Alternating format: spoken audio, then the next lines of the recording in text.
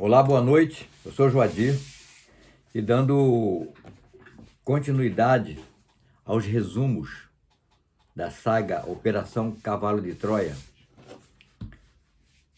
Eu quero dizer que na última vez, no último vídeo, eu disse que o próximo vídeo seria a entrevista, né, de Jesus com Pôncio Pilatos. Mas não vai ser assim, porque eu resolvi falar das irregularidades que o cientista aponta em relação ao julgamento de Jesus lá no Sinédrio. Então eu passo a ler essas irregularidades, que são 12, que ele separou, né? Conforme ele diz que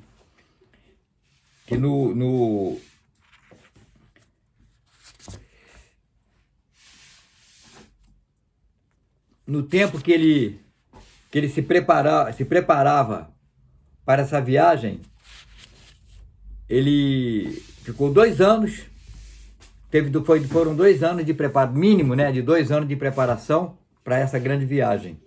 Então ele conheceu tudo isso, incluindo principalmente, né, essas coisas, esses escritos, né, e leis relacionadas ao julgamento de Jesus no Sinédrio e tal, né? Então ele fala aqui, ó: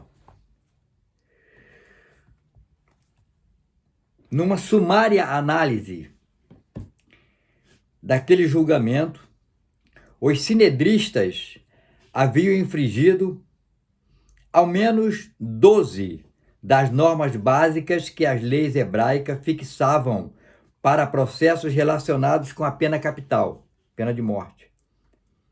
Vejamos algumas das mais flagrantes. Primeira, para começar, segundo a Misná, entre parênteses, ordem quarta, Sinédrio, os processos chamados de pena capital deviam ser abertos declarando-se a inocência do réu e não a sua culpabilidade. Entendeu? Ou seja, o réu é inocente até que se prova o contrário. E isso não aconteceu. 2, quer dizer, Jesus já entrou como culpado, porque era tudo comprado, né? Aquele grupo ali, depois eu explico, aqueles juízes foram formados pelos saduceus, que Caifás era saduceu. Então ele formou principalmente uma maioria de saduceus.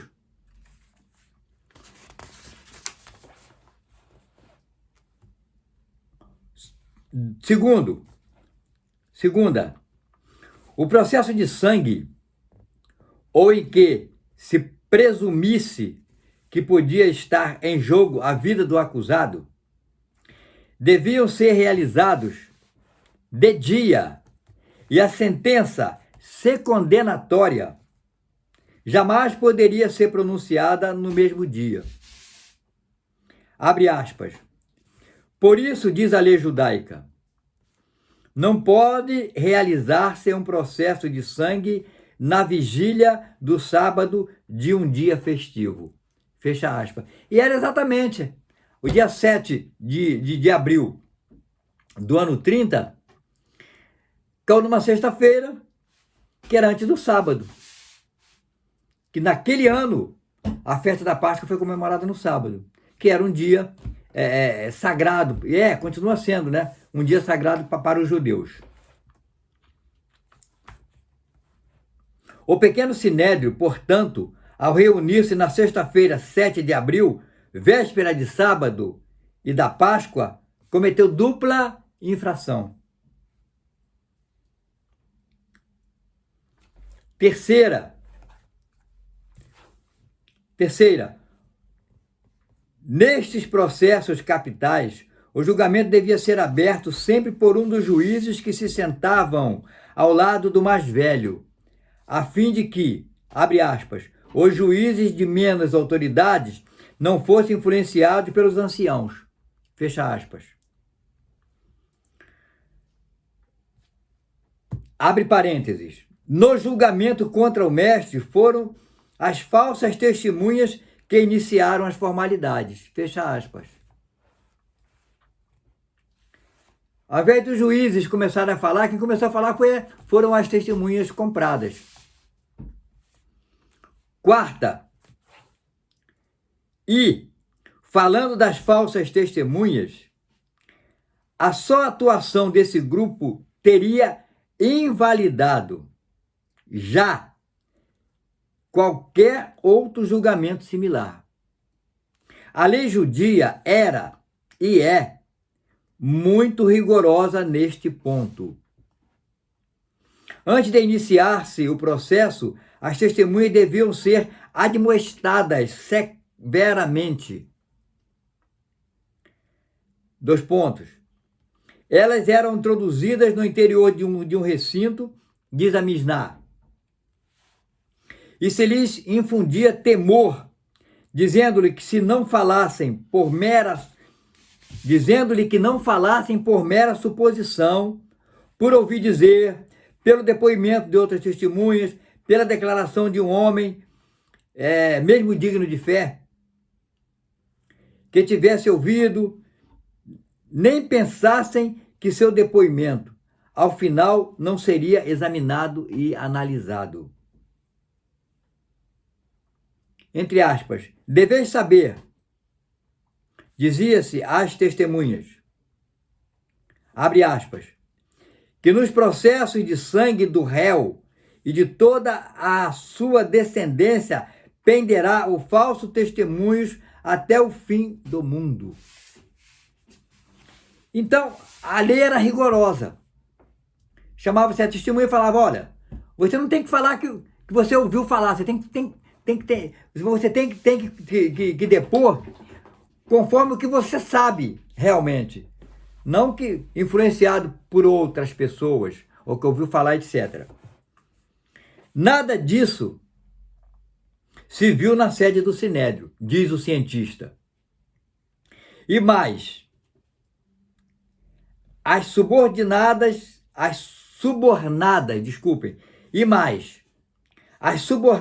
testemunhas caíram em contínuas e chocantes contradições.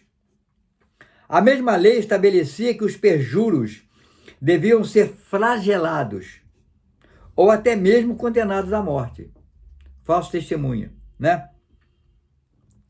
É óbvio, portanto, que aqueles indivíduos se prestaram a semelhante risco, porque previamente ter-se-ia garantido sua imunidade e, naturalmente, algumas substanciosa quantia em dinheiro. É claro, eles foram comprados e sabiam que eles poderiam falar, que tinha a segurança de que não seriam punidos. Então, estavam à vontade ali.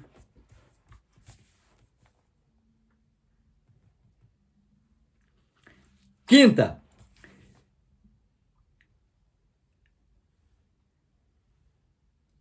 abre aspas, se o réu fosse declarado culpado, continua prescrevendo a lei mosaica. A sentença devia ser aprazada para o dia seguinte. Vou repetir. Se o réu fosse declarado culpado, continua prevendo a lei mosaica. A sentença devia ser aprazada para o dia seguinte. Ele continua. Como já mencionei, nada disso se respeitou. Para cúmulo, o tribunal suspendeu a sessão por meia hora, mas voltou à sala de imediato. Abre aspas. Entre mentes, prossegue a lei, os juízes se reúnem de 2 em 2, comem muito frugalmente, abstêm-se de vinho durante todo o dia, passam discutindo e deliberando toda a noite e pela manhã levantam-se cedo e vão para o tribunal. Fecha aspas. Nada disso aconteceu. Eles simplesmente fizeram uma sessão, suspenderam a sessão, levaram Jesus para um canto, foi espancado ali brutalmente, como eu falo no vídeo anterior, né? Aquela selvageria, e voltam cerca de meia hora depois. Não, nada disso aqui foi seguido por esses juízes, entendeu? Por quê? Porque Caifás tinha ódio, um ódio feroz contra Jesus. E é motivo desse ódio, eu falo mais tarde, mas em outros vídeos, né, que seguirão, o motivo principal, inclusive da crucificação de Jesus. Sexta, se depois de tudo isso continuassem considerando o prisioneiro merecedor da pena capital, a sentença definitiva deveria ser prolatada mediante votação. Abre aspas. Se 12 o declaravam inocente e 12 o consideravam culpado, era declarado inocente. Ou seja, se houvesse empate, o cara era considerado inocente. Se 12 consideravam culpados e 11 inocentes, ou ainda 11 o declaravam inocente e outras 11 culpados, e um dizia, não sei, um falava, não, eu sei, dever-se-ia reunir-se mais juízes. Fecha aspas, até quantos se deviam convocar? Aí eles iam convocando de 2 a 2, de 2 em 2 até completar 71. No processo presidido por Anás e Caifás, não houve nenhuma votação. Não houve nada. Sétima, a lei hebreia proibia que uma mesma pessoa fosse juiz e acusador. Ora, Caifás acumulou ambas as funções. Ele não só era o presidente dali do momento, do tribunal, como também acusava Jesus, né? Descaradamente. Descaradamente. Desculpem. Oitava. Tampouco foi anunciada a sentença como prescrevia a lei. Abre aspas. Reticências. Escreve-se a sentença. E enviam-se mensageiros a todos os lugares, dizendo que fulano de tal foi condenado à morte pelo tribunal. Fecha aspas. Então eles tinham que redigir a sentença, os escribas lá redigiam a sentença e anunciavam para todo mundo, para a população, que fulano, que no caso, né, Jesus foi condenado e tal. Esta foi uma das razões pelas quais os 3 fariseus, o pequeno sinédrio foi onde Jesus foi julgado, no pequeno sinédrio. Já disse em vídeos anteriores, que o sinédrio tinha 2 formações. A completa, com 71 juízes, chamado grande sinédrio, e a menor, chamado pequeno sinédrio, com 23 juízes. Então, essa composição de Anás, desse julgamento, foi só de 23 juízes, tem até mais. Seria composto de fariseus e saduceus. Eu vou dar aqui uma ideia para se entender o que seria o que representariam esses fariseus e saduceus. Por que eles se combatiam?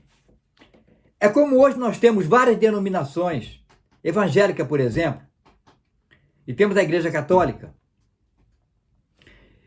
E é o mesmo Deus,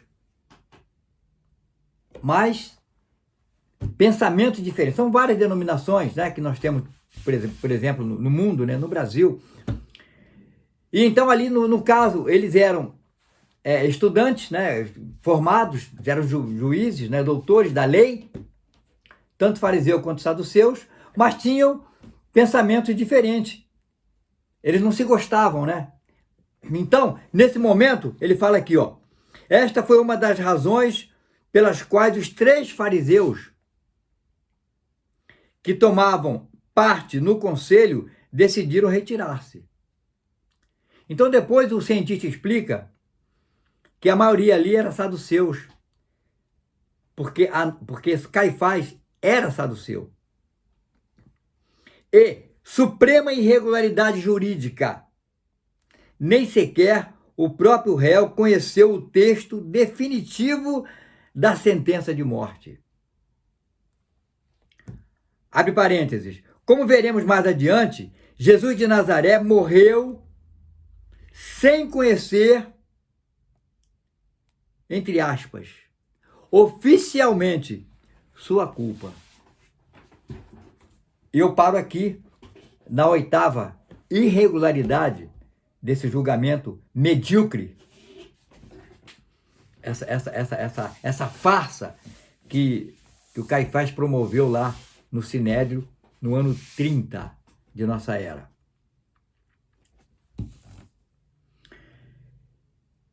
No próximo vídeo, eu vou dar continuidade a essas leis, essas irregularidades, da 9ª até a 12ª, e vou falar como Jesus seria morto se a sentença fosse prolatada pelo Sinédrio. Não perca o próximo vídeo. Se você não está inscrito no canal, se inscreva e ative a sineta para ser avisado, e para não perder essa parte, que é muito importante, para a gente ter uma ideia do que isso aconteceu, de como isso aconteceu.